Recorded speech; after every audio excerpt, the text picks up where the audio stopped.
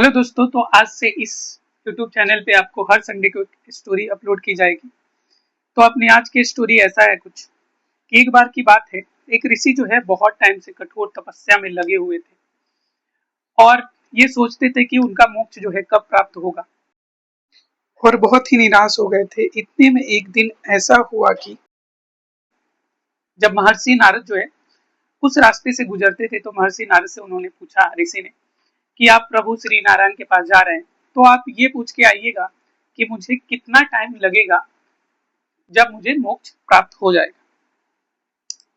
तो महर्षि नारद बोले कि ठीक है, मैं ये प्रभु से पूछूंगा। इतने में जो है महर्षि नारद आगे बढ़े कुछ दूर तो उनको एक आदमी दिखा जो नृत्य कर रहा था, जो डांस कर रहा था, अपने आप में मग्न था वो आदमी। तो महर्षि नारद ने सोचा कि इस आदमी से भी पूछ लेता हूँ, इसको भी शायद कुछ पूछना हो प्रभु से। तो जाके पूछते हैं कि तुम्हें भी कुछ पूछना है भगवान से। तो वो आदमी ध्यान भी नहीं देता। वो 2-3 बार पूछते हैं लेकिन वो आदमी ध्यान नहीं देता है, वो अपने डांस में एकदम मस्त रहता है।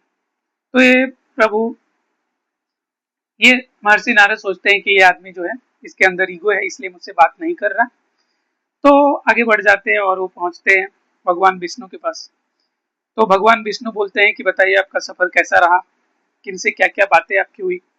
तो इतने में महर्षि नारद को वो बात याद आती है कि ऋषि ने पूछा था कि मुझे मोक्ष जो है कितने टाइम लगेंगे, उसके बाद से मुझे मोक्ष मिल जाएगा। तो यही प्रश्न जो है महर्षि नारद जो है भगवान नारायण से पूछते हैं। तो भगवान नारायण बोलते हैं कि उस ऋषि को, वो ऋषि जो जिस पेड़ के नीचे बैठा है, उस पेड़ पे जितने पत्ते हैं उतने जन्म और उसको लेने पड़ेंगे, तब जाके उसको मोक्ष की प्राप्ति होगी। तो महर्षि नारद को बहुत ही आश्चर्य होता है, फिर भी वो भगवान नारायण से कुछ नहीं पूछते। फिर इतने में उनको याद आता है कि वो उस आदमी से मिले थे जो उनको इग्नोर करा था पूरी तरह से। तो बोलते हैं कि अच्छा वो आदमी बताइए, वो आदमी जो है जो मुझे इग्नोर करा और एकदम घमंडी मुझे लगा, उस आदमी को कितना टाइम लगेगा जब उसको मोक्ष मिले। तो भगवान बोलते हैं कि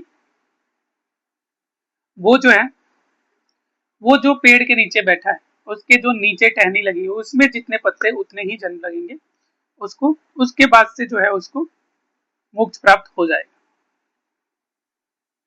तो महर्षि नारद को बहुत ही आश्चर्य होता है कि वो आदमी इतना इगोइस्टिक था, वो ध्यान भी नहीं कर रहा था, वो तो बस डांस कर रहा था, फिर भी उसको इतना टाइम, इतने कम टाइम में कैसे मोक्ष प्राप्त हो जाएगा। तो फिर वो भगवान से पूछते हैं कि ऐसा क्यों है। तो भगवान बोलते हैं कि तुम खुद जाओ और यही जो मैंने बोला है वो तुम बताना वहां पे, तो तुम्हें खुद पता चल जाएगा कि मैंने ऐसा क्यों बोला है। तो महर्षि नारद आ रहे थे तो सोचे कि पहले जो है मैं ऋषि को बता देता हूँ, क्योंकि वो आदमी तो मुझे इग्नोर करा था। तो ऋषि को आके बताते हैं कि प्रभु ने कहा है कि आप जिस पेड़ के नीचे बैठे हैं और उस पेड़ पे जितने भी पत्ते हैं उतने जन्म लगेंगे, तब आपको मोक्ष प्राप्त हो जाएगा। इतने में ऋषि जो थे एकदम क्रुद्ध हो गए, गुस्सा हो गए और अपना कमंडल लेके और बोले कि अभी महर्षि नारद को श्राप दूंगा। मैं इतने टाइम से तपस्या कर रहा हूँ और इसका कोई फल मुझे नजर नहीं आता है। तो खुद महर्षि नारद पे क्रुद्ध हो गए। तो इतने में नारद जी कैसे भी अपना प्राण बचा के भागे वहां से। फिर वो गए उस आदमी के पास भी, सोचे इस आदमी को बता देता हूँ। उस आदमी को जाके बोले कि देखो भगवान ने ऐसा कहा है। वो फिर भी नहीं सुनने की कोशिश कर रहा था, तो इस बार उसको रुकाए, वो डांस से रुका। उसके बाद वो बोले कि इस पेड़ के नीचे जो लास्ट ब्रांच है, नीचे जो टहनी है, उस पे जितने पत्ते हैं उतने जन्म और लगेंगे, तब तुम्हें जो है मोक्ष मिल जाएगा। तो इतना सुनना था कि वो आदमी फिर से डांस करने लगा और बहुत ही इस बार और इंटेंसिटी के साथ डांस करने लगा और खुश होकर डांस करने लगा। तो इतने में वो आदमी से पूछते हैं कि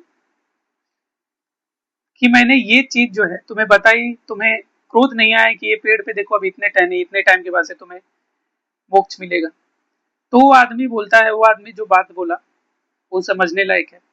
वो बोला कि प्रभु की कृपा है, अगर प्रभु चाहते तो ये भी बोल सकते थे कि इस जंगल में जितने वृक्ष है, उस वृक्ष पे जितने पत्ते उतने जन्म लगेंगे, लेकिन प्रभु इतने दयालु हैं कि उन्होंने कहा कि इस छोटे टहनी पे जितने, तो उस पे जितने पत्ते हैं उतने ही टाइम लगेंगे। तो ये सोचता है कि एक छोटे से टहनी पे जितने पत्ते हैं उतना ही टाइम लगेगा, तब इसको मोक्ष मिल जाए। तो ये इसके पॉजिटिविटी को दर्शाता है, ना कि वो जो साधु था वो कोई भी काम कर रहा था तो वो अपने कुछ फ्रूट के लिए, कुछ आउटपुट के लिए वो काम कर रहा था। इट मीन्स उसका फोकस जो काम पे होना चाहिए था, जैसे तपस्या था, वो उसका फोकस उस पे नहीं था, उसके फ्रूट पे था। बट एक्चुअल में ये आदमी जो काम कर रहा था, काम मीन्स जो डांस ही कर रहा था, ये अपना 100% वहां पे प्रेजेंस दिखा रहा था। इट मीन्स इसका ईगो इन्वॉल्व नहीं था वहां, जो भी कर रहा था बस होने दे रहा था, as a part of nature ये चीजों को होने दे रहा था। ऐसा कहते हैं कि ये जब एक्सेप्ट कर लिया कि इतना टाइम लगेगा, at that moment he got enlightened. अब ये कहानी कहाँ तक सच है नहीं है वो अलग बात है, बट एक्चुअल में हमें कहानी से ये सीखने मिलती है कि हम जब ईगो को इन्वॉल्व करते हैं तो हम चीज़ों का हमेशा आउटपुट की ओर देखते हैं, हम चीज़ों को 100% नहीं दे पाते। अगर हमें 100% कोई भी चीज़ में दिया तो हम उस काम में ही इंजॉय करेंगे, आउटपुट कैसा होगा वो बात की बात है। तो एक्चुअल में लाइफ में कभी भी आप कोई भी काम करते हो 100% दे के करो, तो उसमें आपको बाद में रिग्रेट नहीं हो। और इसमें एक और चीज़ होता है कि जब हम 100% देते हैं तो हमारा जो थॉट जो होता है वो फ्यूचर और पास्ट में नहीं रहता, वो प्रेजेंट में ही रहता है। और प्रेजेंट में रहता है तो हमारे लास्ट लाइफ की जो स्ट्रेस एंग्जाइटी जो है वो कम हो जाती है। तो आज के लिए अपना इतना ही रखते हैं। Thank you.